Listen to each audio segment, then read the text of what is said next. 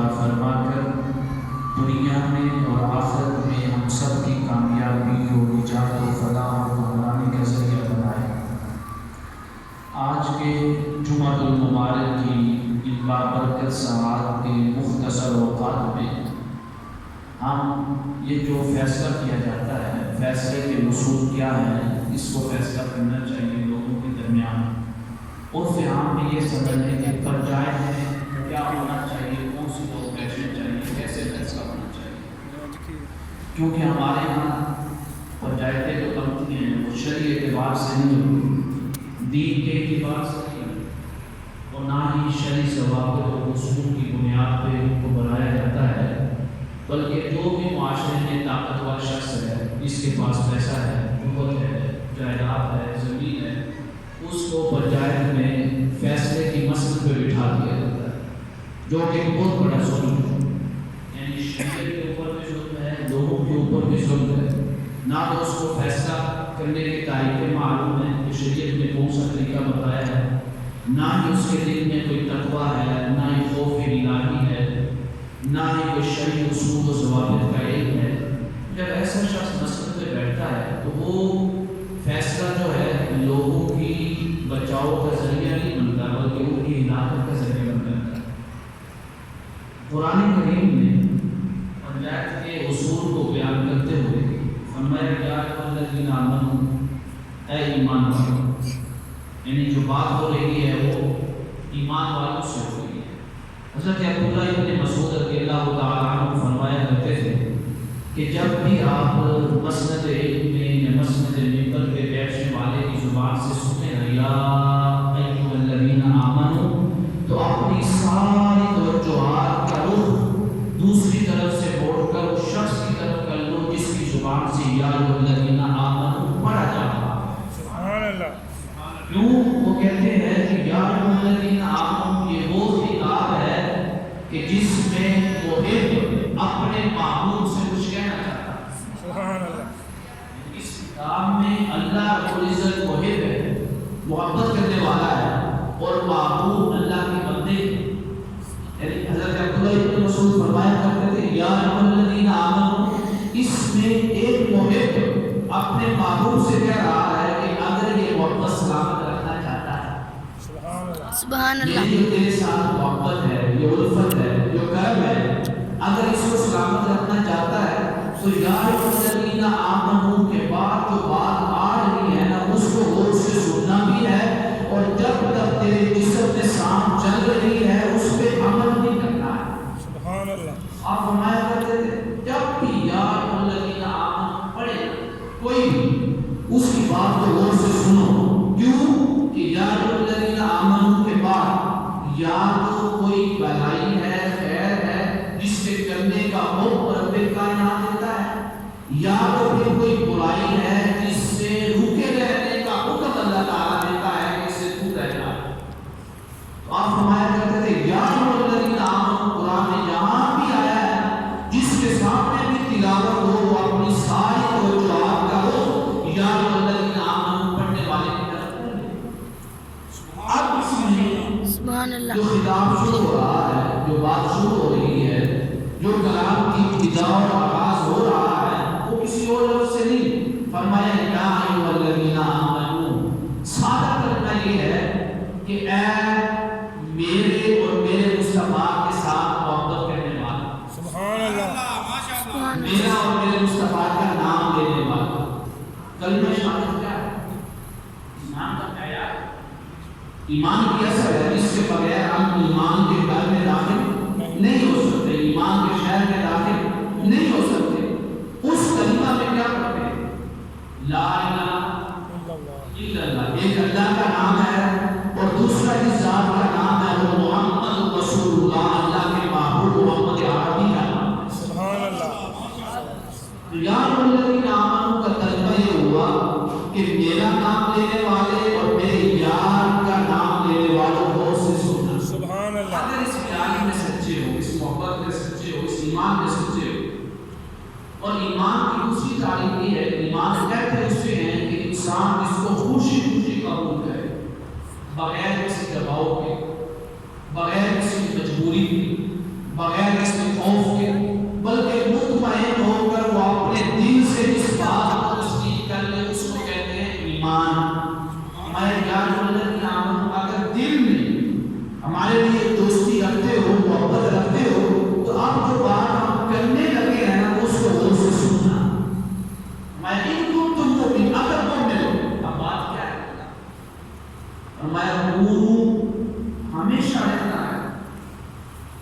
ہمیشہ ثابت قدم رہنا ہے، استقامت پہ رہنا ہے، ہمیشہ یہ جو بات آ رہی ہے اس پہ عمل کرتے رہنا ہے۔ عمل کیا ہے؟ فرمایا قوامین، سیدھے سیدھے کھڑے رہنا ہے، یعنی سیدھے رستے پہ چلنا ہے، ادھر ادھر نہیں جانا ہے۔ اس کے لیے سیدھے رستے پہ چلنا ہے، فرمایا للہ، اللہ کی محبت کی خاطر چلنا ہے، سبحان اللہ، اللہ کی رضا کے لیے چلنا ہے، اللہ کے احکام کی اطاعت کے لیے چلنا ہے۔ مسئلہ کیا ہے بولا؟ فرمایا شہداء بالقسط، جب بھی فیصلہ کرنا ہے تو پورے انصاف کے ساتھ، عدل کے ساتھ، بغیر کسی زیادتی کے، جرم کے فیصلہ کرنا ہے، سبحان اللہ، انصاف کے ساتھ فیصلہ ہونا چاہیے۔ حتیٰ کہ بڑی اچھی بات کی قرآن نے اس آیت طیبہ میں فرمایا وَلَا يَجْرِمَنَّكُمْ، تمہیں کوئی بھی شے اس بات میں نہ مبارے، رغبت نہ دلائے، کس بات کی؟ فرمایا شنآن قوم، کسی قوم کے ساتھ ہماری دشمنی ہے۔ یہ بہت بڑا پرابلم ہے، خاص کر پنجاب میں، کیونکہ پنجاب میں جو لوگ بیٹھے ہیں، جو فیصلہ سنانے والے ہیں، ان کی کسی کے ساتھ لڑائی ہو، کسی کے ساتھ آنکھیں ہو سکتی ہے، نہیں ہو سکتی، کسی کے ساتھ جھگڑا ہو سکتا ہے، نہیں ہو سکتا ہے نا؟ ہو سکتا ہے اس کے ساتھ اس کی لڑائی ہے، یا ان پڑھ ہے، یا بول چال بند ہے، اسی کے خلاف دعویٰ ان کی بغیر میں آ جائے اور وہ اپنی دشمنی کو سامنے رکھتے ہوئے انصاف نہ کر پائیں۔ قرآن نے کہا ہے وَلَا يَجْرِمَنَّكُمْ شَنَآنُ قَوْمٍ، جب تم مسند انصاف پہ بیٹھے ہو، مسند عدل پہ بیٹھے ہو، جب تم عدالت میں موجود ہو، تو شنآن قوم، کسی بھی قوم کی دشمنی، کسی بھی قوم کے ساتھ تمہاری جو ان بن ہے، جو لڑائی ہے، جھگڑا ہے، وہ تمہیں اس بات پہ نہ ابال دے، اس بات کی طرف نہ لے آئے کہ اعلیٰ اللہ تعدلوا، کہ جب تم ان کے بارے میں فیصلہ کرنے لگو تو نا انصافی سے فیصلہ کرو، نا انصافی نہ کر بیٹھنا دشمنی میں، عداوت میں، آپس کی لڑائی جھگڑوں میں۔ فرمایا اس وقت انصاف کرنا، کیونکہ وہ بڑی مشکل ہے کہ آپ کا دشمن ہے، آپ کی عدالت میں آ کے کھڑا ہے، آپ کے خلاف بولتا ہے، اس کا فیصلہ آپ کی عدالت میں آیا ہے، آپ مسند عدل پہ بیٹھے ہیں، اب آپ نے فیصلہ کرنا ہے، آپ کے سامنے آپ کا لڑائی جھگڑا ہو سکتا ہے، آپ کی جو بول چال بند ہے وہ معاملہ ہو سکتا ہے۔ قرآن نے کہا ہے کہ ہو سکتا ہے کہ یہ معاملات دیکھ کر تو اس کے خلاف جو ہے نا انصافی سے فیصلہ کرے۔ میں اگر پنجاب میں بیٹھا ہے، مسند عدالت میں بیٹھا ہے، تو ایک دن چاہے تیرے عدالت میں، تیری پنجاب میں تیرے دوست کا فیصلہ آیا ہے یا تیرے دشمن کا آیا ہے، تو انہیں ہر حالت میں دونوں کے بارے میں ایک دن عدل سے کام لینا ہے، انصاف سے کام لینا ہے۔ فرمایا کہ تو یہ بات کرے گا تو ہوا اقرب للتقوی، یہی تو وہ فیصلہ ہے جو اللہ کے تقوی کے بہت زیادہ قریب ہے، سبحان اللہ۔ یعنی اگر تو انصاف کرتا ہے نا، یہ انصاف ہی تجھے تیرے رب کے قریب کر دیتا ہے، تیرے اللہ کا قرب عطا کرتا ہے۔ فرمایا واتقوا اللہ، اللہ سے ڈرتے رہنا، تقوی اختیار کرنا۔ تقوی کا معنی کیا ہے؟ تقوی کا معنی یہ ہے کہ تو جس جگہ بھی جائے، جہاں بھی بیٹھے، جہاں بھی سوئے، جو بھی معاملہ کرے، تو معاملہ تو دنیا میں کر رہا ہے، لیکن تیرے دل کی توجہ ہر ٹائم اس بات کی طرف ہو کہ تیرا رب مجھے دیکھ رہا ہے، تیرا رب تیرا مشاہدہ کر رہا ہے، تیرا رب تیرے ساتھ ہے۔ اگر میں نے تھوڑا سا بھی ایسا کام کیا جو اللہ کے حکم کے خلاف ہے تو میری مدد کرے، یہ تقویٰ ہے۔ تقویٰ کا معنی یہ ہے کہ ہر ٹائم تیرے دل میں یہ بات ہو کہ جو کام میں نے کرنا ہے وہ اللہ کے حکم کے خلاف نہ ہو، بلکہ اللہ کی رضا کے موافق ہو، تابع ہو، مطابق ہو۔ سبحان اللہ، ماشاء اللہ۔ جو معاملات کرتے ہیں، کاروبار کرتے ہیں، یا آپس میں بیٹھتے ہیں اپنی مجلس میں، سٹنگ میں، آج کل تو اتنا لمحہ فکریہ ہے، مسجدوں کے پائے لوگ بیٹھے ہوتے ہیں۔ ابھی آپ دیکھ لیں گے جمعے کے دن اکثر لوگ یا تو بازاروں میں کھڑے ہیں، یا پھر دکانوں میں بیٹھے ہوئے ہیں، یا پھر ایسی جگہ پہ بیٹھے ہیں جہاں پہ لوگوں کا ہجوم ہوتا ہے، لوگ جمع ہوتے ہیں، کیا ہے باتوں میں مصروف ہے۔ اور جمعے کے ٹائم کب جانا ہے؟ جب امام نے آخری آیت پڑھی۔ ہمارے یہاں پاکستان میں کسی کو کوئی آیت قرآن یاد ہو یا نہ ہو، کسی کو کچھ یاد ہو یا نہ ہو 20 باروں میں ایک آیت ضرور یاد ہے. ہمارے یہاں پاکستان میں کسی بھی بندے سے جو بالغ ہے جو جمعہ پڑھتا ہے اس کو ایک آیت لازمی یاد ہو. کون سی آیت ہے؟ جو امام خطبے میں آخری آیت پڑھتا ہے یہ سب کو یاد ہے. ان کو یہ آواز پڑتی ہے کہ آپ امام پڑھ رہے ہیں اللہ یامر بالعدل والاحسان، پھر ایسے باتیں ہیں کہ جیسے ان سے بڑا تو نیک ہے ہی نہیں ہے. جیسے اس وقت مسجد میں آ رہے ہیں جیسے ابھی امام خطبے کے لیے اوپر آیا ہے، مسجد میں داخل ہوا ہے، ابھی اذان ہوئی ہے. نہیں، اس وقت وہ آ رہا ہے جب فرشتوں نے اپنے دفتر بند کر دیے، جب فرشتے بھی امام کے قریب ہو کے بیٹھے. آپ کو معلوم ہے اللہ کے قرب کی بہترین جگہ کون سی ہے؟ مسجد سے بھی بڑھ کے کون سی جگہ قریب ہے؟ اللہ کے قرب کی. بڑی عجیب بات کرنے لگا. اللہ کے قریب بیٹھنا ہے نا، اللہ کے قریب، اللہ کے قرب کی سب سے بہترین جگہ جو آپ کو سب سے زیادہ اللہ کے قریب کر دیتی ہے، وہ جگہ کیا ہے جانتے ہو؟ وہ جگہ وہ ہے کہ جہاں پہ امام خطبہ دے رہا ہے یا عالم تقریر کر رہا ہے، خطاب کر رہا ہے، اس کے ارد گرد آس پاس جو جگہ ہے نا وہ اپنے رب کے زیادہ قریب ہے. سبحان اللہ، ماشاء اللہ. میں نہیں کہہ رہا ہوں، یہ کوئی آپ میں سے کسی نے نہیں کہا ہے، یہ انہوں نے کہا ہے کہ جن کے سامنے ہر وقت رب کائنات کا جلوہ رہتا ہے. محمد عربی نے فرمایا ہے سبحان اللہ، ماشاء اللہ. یعنی بہترین اللہ کے قربت کی سب سے قریب جگہ وہ ہے جس جگہ عالم بیٹھ کے اللہ کا نام لے رہا ہے اور اللہ کے محبوب کا نام لے رہا ہے. سبحان اللہ، سبحان اللہ. آپ نے فرمایا سے بڑی کی حدیث ہے، آگے اتنی حدیث ہے، لیکن یہ حدیث سننے کے بعد میرے کو پڑھے ہی نہیں آنے. جو خوش نصیب لوگ ہیں جو پہلے جلدی میں آ کے عالم کے پاس بیٹھتے ہیں یا خطیب کے پاس بیٹھتے ہیں یا امام کے پاس بیٹھتے ہیں، کہ قال اللہ بھی سنیں گے اللہ نے کیا کہا، قال رسول اللہ بھی سنیں گے کہ مصطفیٰ نے کیا فرمایا. جو جتنا خطیب کے قریب بیٹھتا ہے وہ خطیب کے قریب نہیں ہے، حقیقتاً وہ اپنے رب کے جلووں کے قریب بیٹھا ہوا ہے. سبحان اللہ. کیا وہ امام کی شکل کی وجہ سے؟ کیا وہ امام کی شخصیت کی وجہ سے؟ کیا وہ امام یا عالم کی ذات کی وجہ سے، یا اس کی پرسنالٹی کی وجہ سے، یا اس کی جائیداد کی وجہ سے، یا اس کی دولت کی وجہ سے، یا اس کی داڑیوں کی وجہ سے؟ نہیں، وہ نہ تو امام کی ذات کی وجہ سے اللہ کے قریب ہے اور نہ ہی امام کی شخصیت کی وجہ سے اللہ کے قریب ہے اور نہ ہی وہ امام کی دولت اور جائیداد کی وجہ سے اللہ کے قریب ہے. وہ صرف اس وجہ سے امام کے پاس بیٹھنے سے اللہ کے قریب ہے کیونکہ وہ امام یا تو اپنے رب کا نام لے رہا ہے یا اپنے یار کا نام لے رہا ہے. سبحان اللہ. امام کی زبان سے قال اللہ قال رسول اللہ نکل رہا ہے نا، یہی وہ الفاظ ہیں جو بندے کو اللہ کے قریب کر دیتے ہیں. سبحان اللہ.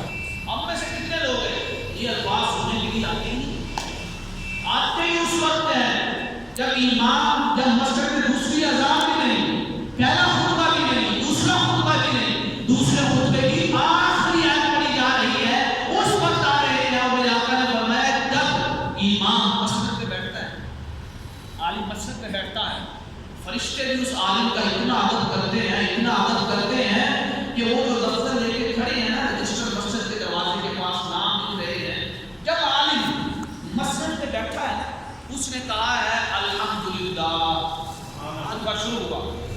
عالم جب خطبہ شروع کرتا ہے تو ملائکہ عالم کے احترام میں اور اس خطبے کے احترام میں دفتر بند کر کے اس کے پاس آ کر بیٹھ جاتے ہیں. سبحان اللہ، ماشاء اللہ. میرے آقا نے فرمایا لوگوں جب ملائکہ اپنا دفتر بند کر دینا اس سے پہلے مسجد میں داخل ہو جانا. کیونکہ ہفتے کے بعد جمعہ آ رہا ہے، ہفتے کے بعد جو جمعہ آ رہا ہے اس کو پڑھنے کا مزہ بھی تو آئے گا، جمعہ پڑھنے کی ٹیسٹ بھی تو آئے نا، پھر جمعہ پڑھنے کے جو ثواب ہے وہ بھی تو پورا ملے. ایک تو 7 بجے جمعہ آ رہا ہے اور ایک ہم آ رہے ہیں اس وقت تک امام جماعت کے لیے کھڑا ہو رہا ہے. چاچو جی پہل لیا نے انہوں نے سارا جسم کیا انعامات ملے، کیا اللہ کا کرم ہمارے اوپر ہوگا. آگے کریم علیہ السلام نے فرمایا، صحیح بخاری کی حدیث ہے، الا انبئکم بنفر من الثلاث، کیا میں تمہیں 3 لوگوں کے بارے میں نہ بتاؤں؟ سبحان اللہ، 3 لوگوں کے بارے میں خبر نہ دوں؟ اب یہ بات کون سی چل رہی ہے کہ اللہ کے قربت کی سب سے بہترین جگہ کون سی ہے؟ جہاں پہ عالم بیٹھا ہوا ہے، اس کے بعد جو جگہ ہے نا وہ اللہ کے قربت کا بہترین ذریعہ ہے۔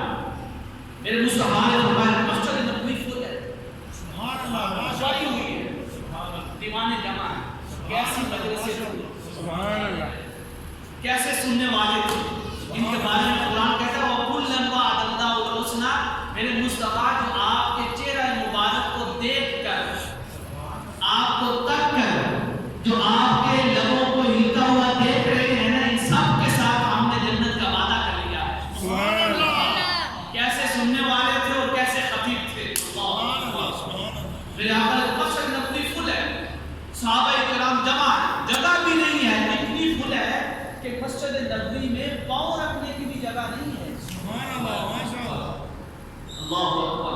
میرے آقا نے فرمایا ایسے دروازے کی طرف دیکھ رہے ہیں کیونکہ دروازہ سامنے تھا، یعنی ممبر کے بالکل سامنے دروازہ ہے، جیسے ابھی ہمارے بالکل سامنے دروازہ ہے، مسجد نبوی بنی ہوئی ہے، ہماری تو مسجد خالی ہے۔ ہماری مسجد خالی کیوں ہے؟ کیونکہ ہمارا جو ایمان کا گھر ہے وہ ایمان سے خالی ہو چکا ہے۔ جب ہمارے ایمان کا گھر جو دل ہے وہ بھی ایمان سے نہیں بھرا ہوا ہے، اللہ کے خوف سے نہیں بھرا ہوا ہے، اللہ کی محبت سے نہیں بھرا ہوا ہے، جب وہ خالی ہے تو وہ یہ جو ظاہری اللہ کے گھر ہے یہ تو خالی ہونے ہی نہیں ہے۔ ان سے دور تو ہم نے ہونا ہی ہے، کیونکہ آقا کریم علیہ السلام نے فرمایا یہ جو انسان کے جسم میں ایک دل ہے نا، اگر یہ اچھا ہے تو انسان اچھا ہے، اگر یہ برا ہے تو انسان برا ہے۔ انسان کے افضل ہونے کا یا برے ہونے کا معیار اس کے سلسلہ نسب پہ نہیں ہے، اس کی ذات پہ نہیں ہے، وہ اس پہ نہیں ہے کہ وہ کس کی آنکھ سے آ رہا ہے، اس پہ ہے کہ ان اکرمکم عند اللہ اتقاکم، کہ اس کے دل میں اللہ کی محبت کتنی ہے اور اللہ کے یار کی محبت کتنی ہے، سبحان اللہ، اس کے اوپر ہے۔ لیکن ہم نے یہ معیار جو حقیقی ہے وہ چھوڑ دیے۔ میں نے اللہ اکبر ایک تصویر دیکھی، کل ویڈیو ایک دوست بیٹھے ہوئے تھے، ہماری اہل سنت کی اتنی حالت گر چکی ہے حالت کی وجہ سے، کیونکہ ہم نے نہ قرآن پڑھا نہ حدیث پڑھی، سوائے چند ایک لوگوں کے یا علماء کے، ہم اتنے گر چکے ہیں اس حالت میں۔ ایک شخص عالم ہے، اس نے پوری درس نظامی کی ہوئی ہے، پورا عالم ہے، اور جب میں نے دیکھا کہ وہ اپنے مرشد کے پاس بیٹھا ہے، مجھے ویڈیو دکھانے والے نے کہا وہ خود حافظ ہے، اس نے کہا کہ میرے ابا جان جو ہے اور میں اپنے مرشد کے پاس بیٹھے، اگر آپ وہ ویڈیو دیکھ لینا اور اس میں مرشد کو دیکھیں اور آپ خود کہیں گے کہ ہم اپنے منہ پہ لکھ کر پائیں کہ ہمارے مسلک کی یہ حالت ہو چکی ہے۔ اس کی نہ تو چہرے کے اوپر داڑھی ہے، نہ ہی کوئی سنت اس سے نظر آ رہی ہے، اور وہ ایسے لیٹا ہوا ہے، ایسے یعنی علماء ساتھ بیٹھے ہیں، وہ ایسے لیٹا ہوا ہے اور لوگ اس کے پاؤں دبا رہے ہیں۔ یعنی کیا ان سے ہمیں خدا ملے گا؟ قرآن نے یہ کہا ہے کہ جو مرشد ہے، جو اللہ والا ہے، وہ ہے قُلْ إِن كُنتُمْ تُحِبُّونَ اللَّهَ فَاتَّبِعُونِی، جو جتنا میرے مصطفیٰ کی اداؤں کو اپناتا ہے وہ اتنا ہی میرے قریب ہے، تو جو رب کے قریب ہے وہی تو ہمارا مرشد ہو سکتا ہے۔ سبحان اللہ، اور اس مرشد کا معیار کوئی اور نہیں ہے، مصطفیٰ کی اطاعت ہے، مصطفیٰ کی سنت ہے۔ اللہ اکبر۔ یہ واقعہ میں نے پہلے بھی بیان کیا کہ حضور شیخ الاسلام خواجہ فرید سیالوی رحمہ اللہ رضی اللہ تعالیٰ عنہ آپ ایک جگہ تشریف لے گئے، بڑا پیارا واقعہ ہے، آپ کو معلوم ہے آپ ایک جلیل القدر عالم بھی تھے اور ایک ماشاءاللہ جلیل القدر اللہ کے ولی بھی تھے۔ ماشاء اللہ، ماشاء اللہ، آپ ایک جگہ تشریف لے گئے، اللہ اکبر۔ کاش آج کے دور میں چند ایک خانقاہوں چھوڑ کر ساری خانقاہیں ایسی ہو جائیں، ایسے پیر بن جائیں کہ جن کے اندر حضور شیخ الاسلام کی روحانیت بھی نظر آئے اور آپ کا علم بھی نظر آئے، سبحان اللہ، پیر میاں سیفی صاحب جیسی جھلک بھی نظر آئے، آپ ان کے چہرے مبارک کو دیکھیں، بالکل سنت کے مطابق علماء کے ساتھ محبت دیکھیں، احترام دیکھیں، کاش ایسے ہمارے پیر ہو جائیں۔ ہم نے صرف یہ نظریہ بنا رکھا ہے کہ مرشد بنانا ہے، مرشد بنانا ہے، لیکن یہ نظریہ نہیں بنایا کہ حضور شیخ الاسلام سے پوچھتے ہیں. حضور شیخ الاسلام ایک گھر تشریف لے گئے اور 2 بھائی تھے, ایک عالم تھا اور ایک صوفی تھا. عالم کے گھر ہو کے نا تو صوفی کے گھر گئے. تو جب صوفی کے پاس بیٹھے تو اپنے آپ کو صوفی, آپ سادہ زبان میں سمجھنے کے پیر, جب پیر کے پاس گئے تھوڑی دیر بیٹھے تو اس سے سمیل آنے لگی, بدبو آنے لگی.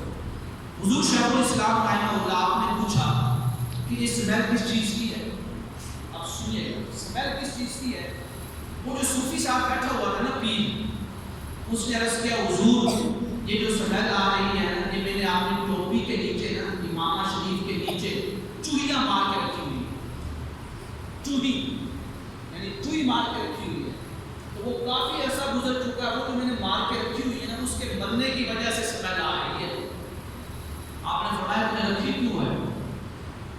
اس نے کہا حضور تزکیہ نفس کے لیے, نفس کو پاک کرنے کے لیے میں نے ایک چوہی مار کے رکھی ہوئی ہے. اللہ اکبر. حضور شیخ الاسلام نے فرمایا اس سے تزکیہ نفس پیدا نہیں ہوتا, اس سے نفس میں شیطانیت پیدا ہوتی ہے, بندہ شیطان بنتا ہے, اللہ کا ولی نہیں بنتا. بعد میں آپ نے جملہ بولا کہ اگر اللہ کا ولی بننا ہے تو ولی بننے سے پہلے علم شریعت کو سیکھنا لازمی ہے, عالم بننا ضروری ہے.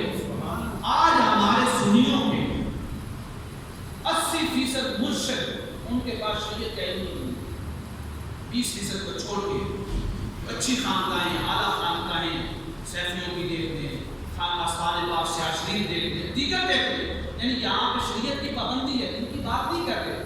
یہ 20% آپ نکال دیں, 80% ڈپلیکیٹ لوگ مارکیٹ میں آئے ہوئے ہیں. لوگ صرف یہ سمجھتے ہیں کہ کسی پیر کے ہاتھ میں ہاتھ دینا ہے وہ ہمیں اللہ کے قریب پہنچا دے گا. ارے تو جس کے ہاتھ میں ہاتھ دے رہا ہے اسے تو مصطفیٰ کی سنتوں کا بھی علم نہیں ہے, مصطفیٰ کی شریعت کا بھی علم نہیں ہے. قرآن کہتا ہے جو جتنا میرے مصطفیٰ کی شریعت میں عمل کرتا ہے وہ اتنا ہی میرے قریب ہے. سبحان اللہ. جو اللہ کے قریب نہیں ہے وہ تمہیں اللہ کے قریب کیسے کرے گا؟ وہ تیرا مرشد کیسے ہوگا؟ مرشد کا معنی سمجھتے ہیں؟ مرشد کہتے ہیں ہدایت کی طرف لے جانے والا. ہدایت کون ہے؟ یعنی اللہ کے راستے کی طرف لے جانے والا, جس کو خود ہی معلوم نہ ہو کہ قرآن کیا کہہ رہا ہے, احادیث مبارکہ کیا کہہ رہی ہے, اللہ کا راستہ کیا ہے, تو آپ کو یا مجھے اللہ کے راستے کی طرف کیسے چلائے گا؟ میرے آقا کریم علیہ السلام نے فرمایا قیامت کی نشانی جو ہے, قیامت کی, کہ علماء چلے جائیں گے, جہال لوگ, جاہل لوگ, ضال مضل, خود بھی گمراہ ہوں گے اور دوسروں کو بھی گمراہ کرنے والے, مسند علم میں بھی بیٹھ جائیں گے اور مسند مرشد میں بھی بیٹھ جائیں گے. یہ خود بھی گمراہ ہوں گے, لوگوں کو بھی گمراہ کریں گے.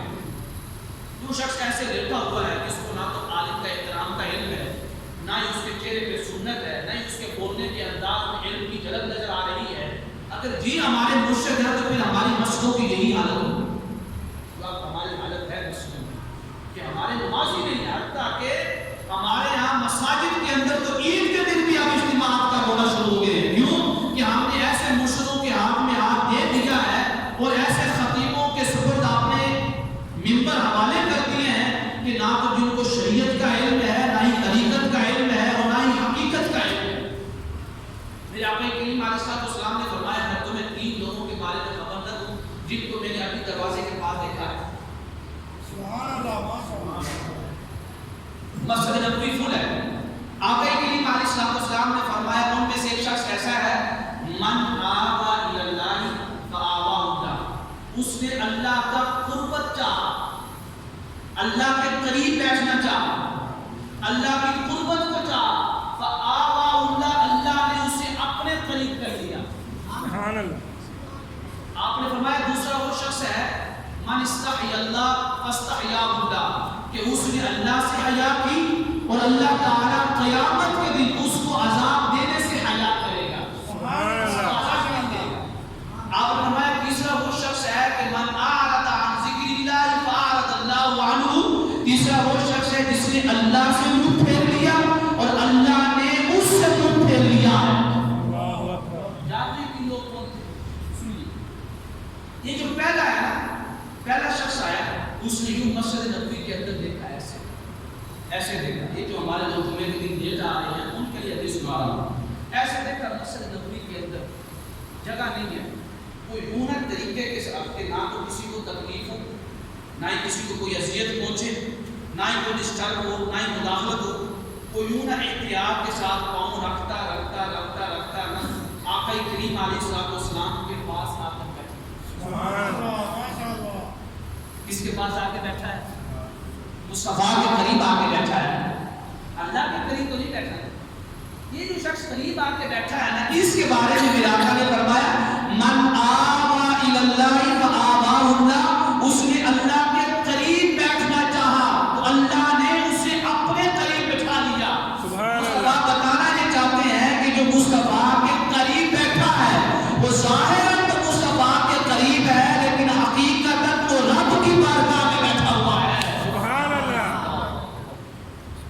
تو یہاں سے علماء نے لکھا، مفسرین نے، محدثین نے لکھا کہ آقا کریم علیہ السلام نے جو فرمایا ہے نا من آوا الی اللہ فآواہ اللہ، کہ وہ اللہ کے قریب بیٹھنا چاہا، اللہ نے اسے اپنے قریب بٹھا لیا. اس سے میرے مصطفیٰ بتانا یہ چاہتے ہیں کہ جو عالم کے جتنا قریب بیٹھے گا، سبحان اللہ، اللہ جو عالم کے جتنا قریب بیٹھے گا وہ اتنا ہی اپنے رب کے قریب بیٹھے گا، اس کو اتنی ہی اپنے رب کی قربت ملے گی. یہ جو دوسرا شخص تھا نا جس نے ہم دیکھ رکھا مسجد کھل ہے، یہ حیا کرتا ہوگا کہ یار کسی کو تکلیف نہ پہنچے. ہو سکتا ہے کہ یہ شخص تو پہنچ گیا آگے طریقے کے ساتھ اور میں کسی کو تکلیف دے بیٹھے اور جو ثواب لینے آیا وہ بھی ضائع کر بیٹھے. یہ وہی میرا دروازے کے پاس بیٹھے گا حیا کرتے ہوئے، دروازے کے پاس بیٹھ گیا. جب میرے مصطفیٰ نے اس کو دیکھا نا تو اس کے بارے میں فرمایا من استحی اللہ فاستحیاہ اللہ، کہ اس نے اللہ سے حیا کی ہے. حیا کس سے کر رہا؟ اللہ سے تو نہیں کر رہا. مسجد پہ کون بیٹھا ہوا اس وقت؟ امام الانبیاء بیٹھے ہوئے ہیں. تو حیا کس سے کر رہا ہے؟ امام الانبیاء سے، نہ کہ اس وقت اللہ تعالیٰ سامنے موجود ہے. اب مصطفیٰ فرما رہے ہیں کہ اس نے اللہ سے حیا کی. سبحان اللہ. بتانا یہ چاہتے ہیں کہ جو مصطفیٰ سے حیا کرتا ہے گویا وہ اپنے رب سے حیا کرتا ہے. جو مصطفیٰ کی عزت کرتا ہے وہ اپنے رب کی عزت کرتا ہے. جو مصطفیٰ کی اطاعت کرتا ہے وہ اپنے رب کی اطاعت کرتا ہے. جو مصطفیٰ کی بات کو مانتا ہے وہ اپنے رب کی بات کو مانتا ہے. سبحان اللہ. لیکن ہم نے مصطفیٰ کی بات سے آپ نے اسی شخص کے بارے میں فرمایا کہ اس نے اللہ سے حیا کی. قیامت کے دن اللہ تعالیٰ اس کو دوزخ کا عذاب دینے سے حیا کرے گا بلکہ اس کو جنت کی نعمتوں میں داخل کر دے گا. دوسرا شخص آیا، اس نے مسجد نبوی کے اندر ہو کے دیکھا، ایسے دائیں بائیں دیکھا. اس نے کہا کہ جگہ تو ہے نہیں. وہ نہ تو وہاں بیٹھا نہ ہی آگے آیا. وہ یوں نہ چہرہ پھیر کر، کوئی منافق ہوگا، چہرہ پھیر کر واپس چلا گیا. بیٹھا ہی حضور کی بات کو سنا ہی نہیں ہے. اب مجھے بتائیں، ایک بات میں بتانے لگا، حضور کی بات کو نہیں سنا، اس سے کیا مراد ہے؟ ایک تو یہ ہے کہ آپ ظاہری حیات میں موجود ہیں، آپ خطاب فرما رہے ہیں، آپ خطبہ دے رہے ہیں. ایک تو یہ ہے کہ حضور کی بات کو اس نے نہیں سنا. ایک یہ ہے کہ آپ کے بعد آج تک جو لوگ بھی منبر رسول پہ بیٹھ کر اللہ اس کے رسول کا نام لیتے ہیں وہ گویا ایسے ہی ہیں جیسے حضور فرما رہے ہیں. سبحان اللہ. حضور وہ بھی تو یہی کہتے ہیں کہ حضور فرما رہے ہیں. آقا کریم علیہ السلام نے فرمایا اب جو جمعہ کے دن باہر بیٹھے رہتے ہیں، باتوں میں مصروف رہتے ہیں، باتیں بھی کیا ہے، ایک دوسرے کی غیبت، چغلی ہے، لڑائی جھگڑے ہیں، استہزاء ہے، مذاق ہے، کسی چیز کو اچھالا جا رہا ہے، باہر بیٹھے ہیں، وہ حضور کی بات کو نہیں سن رہے. اب اس شخص نے حضور کی بات کو نہیں سنا، جمعہ کے دن یہ منہ پھیر کر چل دیا. جتنے بھی لوگ باہر بیٹھے ہوئے ہیں یا بیٹھے رہتے ہیں یا جمعہ کے دن لے جاتے ہیں، یہ سارے اسی واحد میں شامل ہیں. میرے مصطفیٰ نے فرمایا اس نے اپنے رب سے منہ پھیر لیا، اپنے رب سے منہ پھیر لیا اور اپنے کائنات نے اس سے منہ پھیر لیا. اور جس سے رب منہ پھیر لیتا ہے، من اعرض عن ذکری فإن له معیشة ضنکا، اس کے اوپر دنیا کو تنگ کر دیا جاتا ہے. اتنا ہی نہیں، وَنَحْشُرُهُ يَوْمَ الْقِيَامَةِ أَعْمَىٰ، قیامت کے دن اسے اندھا کر کے اٹھایا جائے گا، اس کی آنکھوں میں بینائی نہیں ہوگی.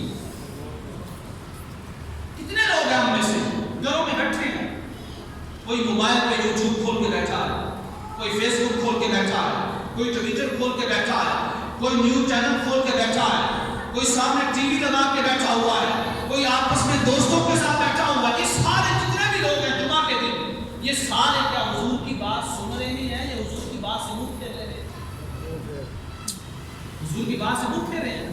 تو جو حضور کی بات سے منہ پھیر رہا ہے، میرے آقا کریم علیہ الصلوۃ والسلام نے مسجد نبوی میں بیٹھ کر فرمایا کہ اس نے حضور سے منہ نہیں پھیرا ہے، مصطفیٰ سے منہ نہیں پھیرا ہے، اس نے اپنے رب سے منہ پھیر لیا ہے۔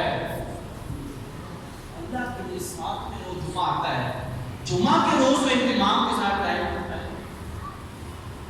آپ کو معلوم ہے کہ 1.5 بجے خطبہ شروع، اب مجھے اتنا مزہ نہیں آتا، مثلا میں ایک بات شروع کی ہوئی ہے، اس وقت 4 لوگ بیٹھے ہوئے، اب سارے لوگ مثلا بعد میں آ گئے، ان کو کیا پتا کون سی بات شروع کی۔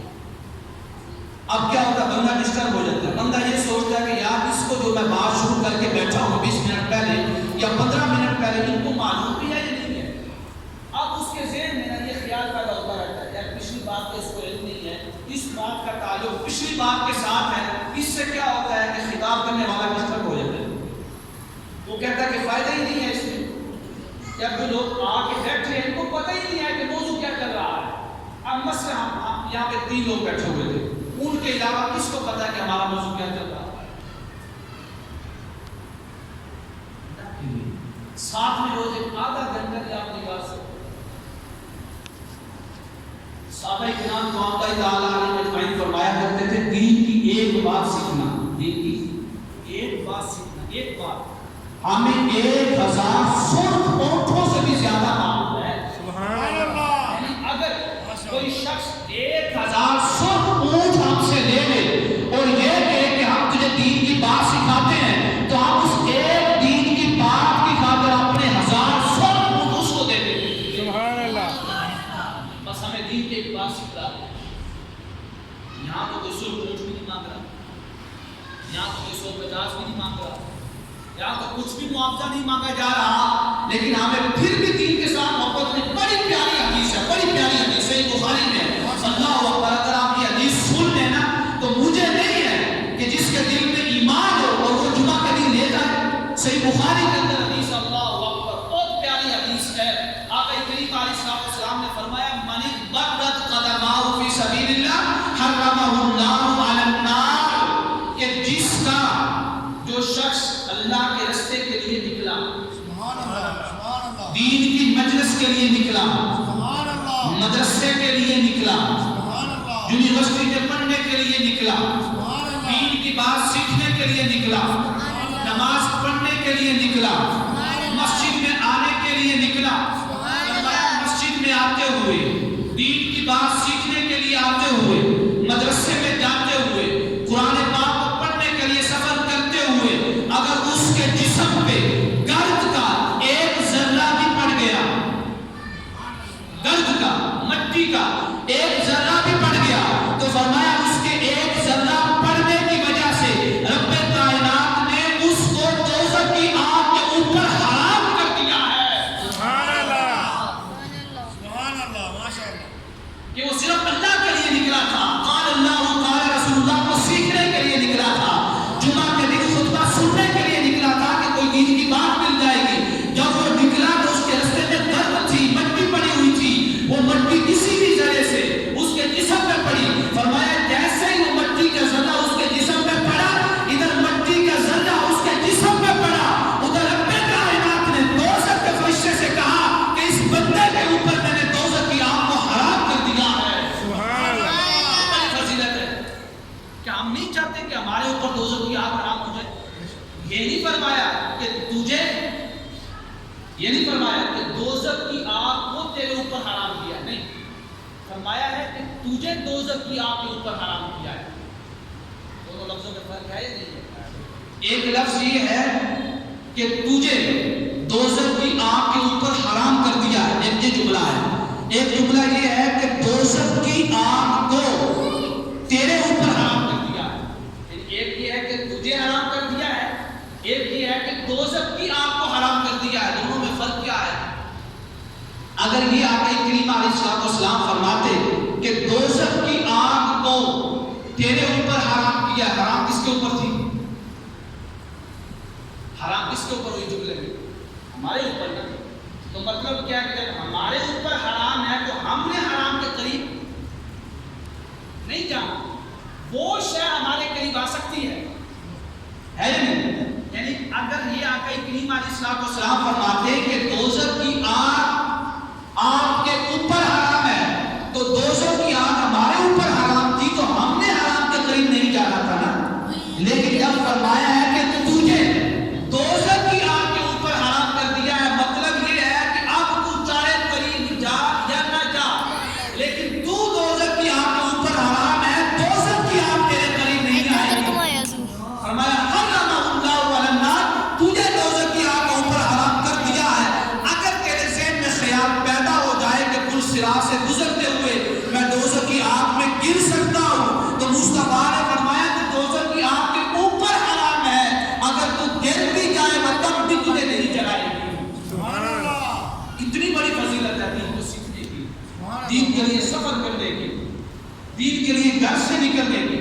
ہمیں موقع ملتا ہے 7ویں روز جمعہ کے دن خطبے کے دوران اللہ اور اس کے رسول کی باتوں کو سیکھنے کا، دین کو سیکھنے کا، دین کو سمجھنے کا، لیکن وہ بھی ہم 7ویں روز بھی آدھا گھنٹہ چھوڑ کے اس وقت آ رہے ہیں جب امام خطبے کی آخری آیت پڑھ رہا ہے یا تکبیر ہو رہی ہے، کیونکہ تکبیر اوپر والے اسپیکروں میں ہوتی ہے، خطبہ اوپر والے اسپیکروں میں ہوتا ہے، سب کو معلوم ہے کہ خطبے کی آخری آیت پڑھی جا رہی ہے، پھر سارے بھاگتے ہیں، سارے اس وقت بھاگنے سے کیا مقصد حاصل ہوتا ہے؟ اس وقت تو ملائکہ نے اپنے دفتر بھی بند کر دیے ہوتے اللہ کے لیے۔ جمعہ تو ایسا پڑھے نا کہ جب ملائکہ، جمعہ والے ملائکہ اور فرشتے اللہ کے حضور حاضر ہوں تو ہم سب کا نام اس رجسٹر میں لکھا ہوا ہو، لیکن ہم میں سے کتنوں کا نام لکھا ہو کوئی معلوم نہیں۔ تو یہ جو ٹائم ہے نا، یہ ٹائم زور کا ٹائم، زوال سے لے کے زور کی نماز تک کا ٹائم بڑی برکتوں والا ٹائم ہے۔ جمعہ اور دوسرا اس ٹائم کی اپنی بڑی فضیلت ہے۔ میں کل زہر کی سنتوں کی فضیلت پڑھ رہا تھا، زہر کی سنتوں۔ صحابہ کرام فرماتے ہیں کہ آقا کریم علیہ السلام نے فرمایا جو زہر کی 4 سنتیں پڑھتا ہے، پہلی زہر کی پہلی جو 4 سنتیں پڑھتا ہے، گویا کہ اس نے پوری رات اللہ کی عبادت میں گزار دی ہے۔ سبحان اللہ، اتنا ثواب ہے زہر کی سنتوں کا۔ اور صحابہ کرام فرمایا کرتے تھے دن کی کوئی نماز ایسی نہیں ہے جس کا ثواب رات بھر کی عبادت کے برابر ہو، لیکن زہر کی یہ 4 سنتیں ایسی ہیں کہ اس کو پڑھنے سے اتنا ثواب ملتا ہے جتنا پوری رات عبادت کرنے والے کو ثواب ملتا ہے۔ سبحان اللہ، تو زہر کا ٹائم ہے۔ اور میرے آقا کریم علیہ السلام نے فرمایا جیسے زوال کا ٹائم شروع ہوتا ہے نا، اللہ تعالیٰ اپنی رحمتوں کے دروازے کھول دیتا ہے، آسمان کے دروازے کھل جاتے ہیں، اللہ کی بخشش و مغفرتوں کے دروازے کھول دیے جاتے ہیں۔ اور حضور نبی اکرم صلی اللہ علیہ وسلم نے فرمایا کہ جو شخص بھی اس ٹائم اللہ کی عبادت میں بیٹھا ہوتا ہے اس کی عبادت میں اللہ کے فرشتے بھی حاضر ہوتے ہیں۔ سبحان اللہ، اور جب وہ عبادت ختم کرتا ہے تو رب کائنات کے فرشتے اس کی عبادت کو سونے کے تاج میں لے جا کر اس کے رب کے حضور پیش کرتے ہیں۔ ایک جو جمعے کا دن، ایک زہر کا ٹائم، جمعے کی اپنی فضیلت، زہر کے ٹائم کی اپنی فضیلت۔ تو ہم میں سے کتنے لوگ ہیں یار، کتنے لوگ ہیں جو جمعے کے دن آدھا گھنٹہ نہیں نکال سکتے ٹائم پہ؟ اب آپ مجھے بتائیں، مجھے جو ہدیہ دیا جاتا ہے مسجد کی طرف سے اس ہدیے کا کیا فائدہ؟ کوئی فائدہ نہیں، کوئی فائدہ نہیں۔ کیوں فائدہ نہیں ہے؟ مجھے ہدیہ دیا جاتا ہے کہ اپنی صاحب کو دیتے ہیں، اس لیے دیتے ہیں آپ لوگوں کے لیے دیتے ہیں تاکہ آپ لوگوں تک دین کی بات پہنچے، کوئی دین کا علم آپ تک پہنچے، کوئی دین کا ایک مسئلہ آپ سیکھ کے چلے جائیں۔ ہدیہ مجھے اس بات کا ملتا ہے اور میں ہدیہ کی خاطر صرف 3 لوگوں کو دین سکھا رہا ہوں، اور سارے لوگ اس وقت آتے ہیں جب عین خطبے کا ٹائم ہو جاتا ہے یا ہماری تقریر کے آخری الفاظ چل رہے ہوتے ہیں۔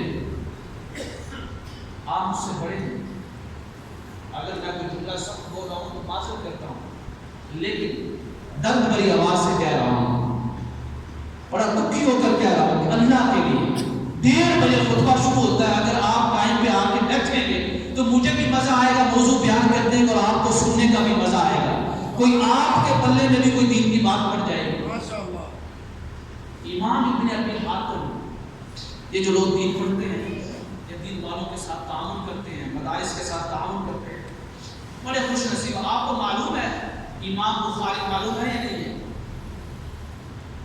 معلوم ہے امام بخاری صحیح بخاری والے امام بخاری رحمہ اللہ وہ ذات ہے، وہ شخصیت ہے کہ جنہوں نے علم کی خاطر جو کپڑے پہنے ہوئے تھے وہ بھی بیچ ڈالے تھے. سبحان اللہ. صرف اتنا کپڑا تھا جس سے شرمگاہ چھپ سکتی تھی. ان لوگوں نے ایسے علم سیکھا ہے، ایسے ہم تک قال رسول اللہ کی باتیں ہم تک پہنچی ہیں. حضور قبلہ پیر شیخی صاحب ایسے تو نہیں فرماتے کہ اگر علماء نہ ہوتے تو لوگ کتے بلیاں کھا رہے ہوتے. آپ کو معلوم ہے ان علماء نے یہ علم ہم تک کیسے پہنچایا؟ امام ابن ابی حاتم بہت سے واقعات ہیں. امام ابن ابی حاتم ایک حدیث کے لیے نکلے، ایک حدیث کے لیے جہاں پہ جانا تھا وہ سمندر سے دوسری طرف تھا وہ علاقہ. اس وقت تو جہاز تھے نہیں، کوئی ایسی چیزیں نہیں تھی جو ہوا میں چلتی ہیں اور بندے کو پہنچا دیں. کشتی ہوتی تھی، یہی سارا یہی ذریعہ تھا. کشتی میں بیٹھ گئے. کہتے ہیں کہ جب بیٹھے نا امام ابن ابی حاتم جب ہوا چلی اور سمندر کی موجیں اور لہریں آئیں تو رستہ بھٹک گئے، رستہ بھول گئے. 3 ماہ گزر گئے کشتی کو وہ سمندر کے اندر چل رہی ہے. 3 ماہ گزر گئے. کھانے کا جو بھی ساز و سامان تھا امام ابن ابی حاتم ان کو کہا جاتا ہے جو جرح حدیث کے علم حدیث کے بڑے امام گزرے، بہت بڑے امام جنہوں نے قال رسول اللہ اس حفاظت کے ساتھ ہم تک پہنچایا ہے کہ جو بات قال رسول اللہ کے بات کی جا رہی ہے کہ واقعی حضور نے فرمائی ہے یا نہیں فرمائی ہے، انہوں نے اس بات کی تصدیق کی. 3 ماہ گزر گئے، جو کھانے کا سامان تھا جو کچھ تھا ختم ہو گیا. سمندر کا جو پانی ہے وہ نمکین ہے، پیا نہیں جا رہا. کشتی کو چاٹتے 3 ماہ گزر گئے. زندہ رہنے کے لیے ہم ہیں کہ ہمیں گھروں میں دین مل رہا ہے، ہمارے گھروں کے ساتھ مدارس بنے ہوئے ہیں، ہمارے گھروں کے ساتھ مساجد بنی ہوئی ہیں، ہمارے گھروں کے ساتھ لائبریریاں ہیں. امام ابن ابی حاتم 3 ماہ سمندر میں بھٹکتے رہے، رستہ بھول گئے، اس مقام تک نہیں پہنچے جہاں سے حدیث ملنی تھی. 3 ماہ کے بعد آپ نے ایک رکا لکھا، ایک رکا اس علاقے کے گورنر کی طرف، اور وہ رکا لکھ کے سمندر کے سپرد کر دیا اور کہا ہم جس کی بات کے لیے نکلے ہیں نا اس کا واسطہ ہے. ہم نکلے ہیں مصطفیٰ کی بات کے لیے، مجھے مصطفیٰ کی بات کا واسطہ ہے، ہمارا یہ رکا اس تک پہنچا دے جس تک ہم پہنچنا چاہتے ہیں. انہوں نے رکا لکھ کر سمندر کے سپرد کر دیا. اللہ اکبر. سمندر کی موجوں نے، لہروں نے وہ رکا اس ملک کے گورنر تک پہنچایا کہ ہم رستہ بھول چکے ہیں، سمندر میں ہیں، ہمیں یہاں سے لے جاؤ. یہ کس کی خاطر ہوا؟ وہ رکا کیسے پہنچا؟ صرف اس وجہ سے نا کہ وہ مصطفیٰ کے لیے نکلے تھے، مصطفیٰ کی بات کے لیے نکلے تھے، مصطفیٰ کی بات کو سیکھنے کے لیے نکلے تھے. وہ اتنی دور سفر کر کے بھی جاتے کہ تاکہ ایک دن کی بات مل جائے. ہم یہاں سے اٹھ کے آ کے مسجد میں یہاں پہ بیٹھ کے دین نہیں لے سکتے اللہ کے لیے. اگر آپ لوگوں نے مجھے ہدیہ دینا ہے تو آپ ٹائم پہ تو آئیں. اب میں نے جو موضوع پھر شروع کیا تھا کہ فیصلہ کیسے کرنا، ہمارے یہاں فیصلہ بہت غلط طریقے سے ہوتا ہے. پنجابوں میں لوگ ایسے بیٹھے ہوتے ہیں جن کو شرعی اصول بھی معلوم نہیں، شرعی علم بھی نہیں ہوتا. اکثر جن کے پاس پیسہ ہے، جائیداد ہے، قوت ہے، طاقت ہے، سیاسی کوئی منصب ہے یا سرکاری کوئی منصب ہے، وہ پنچایت میں بیٹھ کے لوگوں کے فیصلے کر رہا ہے. اس سے اگر پوچھو کہ فیصلے کے متعلق قرآن کی کوئی ایک آیت یا ایک حدیث سنا دے، کوئی پتہ نہیں. وہاں پہ پھر فیصلے عدل پر مبنی نہیں ہوتے، انانیت پر مبنی ہوتے ہیں. ان فیصلوں سے لڑائی جھگڑے ختم نہیں ہوتے، لڑائی جھگڑے بڑھتے ہیں. ان فیصلوں سے برکتیں نہیں ہوتی، بے برکتیاں پیدا ہوتی ہیں. ایسا کوشش کریں، اللہ کے لیے کوشش کریں 1:30 بجے آئیں تاکہ ہم جو موضوع چلائیں اس کو پورا کریں اور سننے والے کو بھی علم ہو کہ آج ہم نے یہ سیکھا ہے مسجد میں، آج ہمیں مسجد سے یہ ملا ہے. اور وہی موضوع جو سیکھ کے گئے ہیں اپنے گھر والوں کو بتائیں جو آپ کی 4 دیواری میں آپ کی حفاظت میں رہتے ہیں. خدا رب العزت کی حضور دعا ہے کہ رب کائنات ہمیں دین کی باتیں سیکھنے کی توفیق عطا فرمائے اور دوسروں تک پہنچانے کی طاقت